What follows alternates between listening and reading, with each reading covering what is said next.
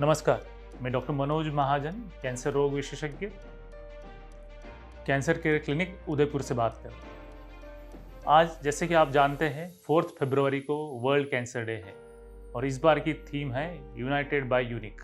इसका मतलब ये हुआ कि कैंसर की जो केयर है हमें इंडिविजुअल लेवल तक पर्सनलाइज केयर के पॉइंट ऑफ व्यू से लेके जाना है।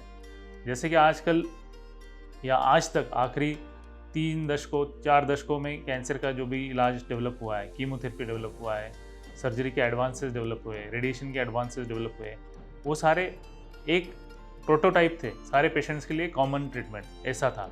लेकिन अभी जो नया एरा आने वाला है दैट इज़ टोटली इंडिविजुअलाइज्ड और पर्सनलाइज्ड। हर व्यक्ति के लिए कैंसर की एक अलग से ट्रीटमेंट ऑप्शन नया आएगा जो कंबाइन करना पड़ेगा कन्वेंशनल जो ट्रीटमेंट ऑप्शन है उनके साथ। जैसे कि हम एडवांसेस की बात करते हैं, आजकल सेल्यूलर थेरेपी एक नया एडवांसेस आया है या कार टी सेल्स करके एक नया एडवांसेस आया है जो हर इंडिविजुअल व्यक्ति के लिए, इंडिविजुअल हर पेशेंट के लिए अलग अलग होगा। जैसे एग्जाम्पल के तौर पे अगर समझा जाए, जैसे हम पैरासीटामोल की दवाई देते हैं तो सबको एक ही दवाई मिलती है, हर एक व्यक्ति के अनुसार दवाई चेंज नहीं होती। लेकिन अब ये जो एडवांस है, ये अब तक के जो ट्रीटमेंट ऑप्शंस थे, कीमोथेरेपी, इम्यूनोथेरेपी, ये हर व्यक्ति के लिए अलग नहीं थी, ये सबके लिए कॉमन थी। लेकिन अभी जो नए एडवांसेस आ रहे हैं, सेल्यूलर थेरेपी आ रही है या एडॉप्टिव सेल ट्रांसफर या कार टी सेल बोल रहे हैं हम, ये सारे हर व्यक्ति, हर कैंसर का मरीज के लिए अलग से दवाई बनेगी। अपने ही शरीर के कुछ सेल्स को निकाला जाएगा, कुछ कोशिकाओं को निकाला जाएगा और उसको लैब में मॉडिफाई करके फिर से कैंसर को मारने के लिए उसको अपने शरीर में डाला जाएगा। तो ये हर व्यक्ति के लिए अलग होगी। तो यूनाइटेड बाय यूनिक, इसका मतलब ये हुआ कि हमें इंडिविजुअल लेवल तक जाके केयर करनी है, not only for the cancer treatment but also cancer के जो दूसरे एस्पेक्ट्स होते हैं।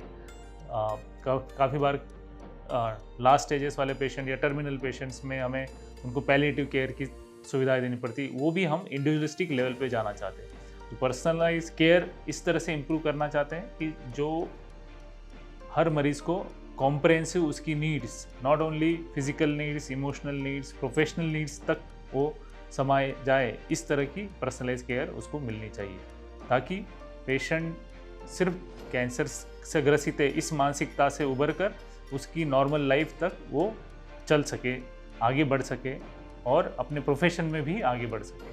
तो ये सारा इस वर्ल्ड कैंसर डे का थीम है और उसी के चलते हम कैंसर अवेयरनेस के लिए ये भी कहते हैं कि जो सबसे प्रमुख कारण है कैंसर के 3 प्रमुख कारण माने जाते हैं जिसकी वजह से लगभग 50 to 60% ऑफ कैंसर्स इंडिया में हो रहे हैं। जो प्रमुख कारणों में से है टोबैको और टोबैको जन्य पदार्थ, दूसरा कारण है अल्कोहल और अल्कोहल से रिलेटेड पदार्थ और तीसरा है लैक ऑफ एक्सरसाइज और ओबेसिटी। ये तीनों मिला के लगभग 50 से 60% कैंसर इन तीनों कारणों से होते हैं और इन तीनों कारणों तक अगर हम ध्यान दें, जो अपने शरीर के लिए कोई भी माध्यम से स्वास्थ्यकारक नहीं है, ये तीनों चीज़ें अपने लिए हार्मफुल ही है। टोबैको की बात कर लीजिए, अल्कोहल की बात कर लीजिए, उससे कैंसर ही नहीं बल्कि बहुत सारे अलग अलग बीमारियां भी होती है, जैसे हार्ट अटैक से लेके, लकवे से लेके, किडनी के प्रॉब्लम से लेके, पैनक्रेटिक के प्रॉब्लम, इतने सारे प्रॉब्लम्स इन सारी चीज़ों से होते हैं। और नया जो कारण लाइफस्टाइल नई हमने जो अडॉप्ट कर ली आखिरी 2-3 दशकों में, उसकी वजह से ओबेसिटी भी एक प्रमुख कारण उभर कर आ रहा है और वेस्टर्न कल्चर में ये बहुत बड़ा कारण हो गया। हम जैसे कहते हैं कि वेस्टर्न कल्चर की वजह से वेस्टर्न पॉपुलेशन में ओबेसिटी ये कैंसर का सबसे प्रमुख कारण है, over and above alcohol and tobacco. और जो कि भारतवर्ष में भी जिस तरह से हम सारे लाइफस्टाइल अडॉप्ट कर रहे हैं, ये सारी चीज़ें उस दिशा में बढ़ रही है। तो हमें आज ही इसी वर्ल्ड कैंसर डे के मुहिम में जागरूक होकर इन तीनों चीज़ों के लिए प्रयास करना है, quit tobacco, quit alcohol and exercise and keep away obesity. ये अगर हम मंत्र लेके चलेंगे तो हम कैंसर का प्रमाण भारतवर्ष में काफ़ी हद तक कम कर सकते हैं। नमस्कार, जय हिंद, जय भारत।